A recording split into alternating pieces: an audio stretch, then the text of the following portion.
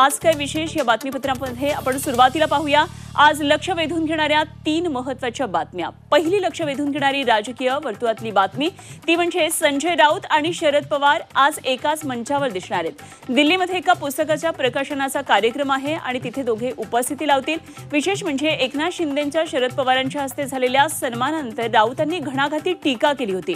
पवारांनी या सोहळ्याला उपस्थित राहायला नको होतं असं राऊतांनी म्हटलेलं होतं आणि या टीकेनंतर आज दोघे एकाच मंचावर दिसणार आहेत आणि त्यामुळे अर्थातच सर्वांचं लक्ष या प्रसंगाकडे असणार आहे। दोघे जण काय बोलत आहेत आणि त्यांची बॉडी लँग्वेज नेमकी काय सांगते हे आज बघणं महत्त्वाचं ठरणार आहे। तर दुसरी महत्त्वाची बातमी लक्ष वेधून घेणारी ती म्हणजे सुरेश धस यांच्या पत्रकार परिषदेसंदर्भातली। आज सुरेश धस यांची पत्रकार परिषद आहे। मोठा गौप्यस्फोट आज ते पत्रकार परिषदेमध्ये करणार असल्याचं धसांनी सांगितलंय। त्यामुळे पत्रकार परिषदेकडे संपूर्ण राज्याचं लक्ष असणार आहे।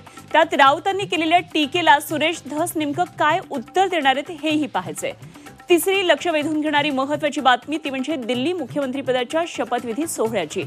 रामलीला मैदानावर शपथविधीचा हा सोहळा आज दुपारी 12:30 वाजता पार पडणार आहे। रेखा गुप्ता दिल्लीच्या नवीन मुख्यमंत्री आता असणार आहेत आणि या सोहळ्यासाठी मुख्यमंत्री देवेंद्र फडणवीस सुद्धा उपस्थिती लावणार आहेत। तेव्हा या सोहळ्याकडे आपलंही लक्ष आहे।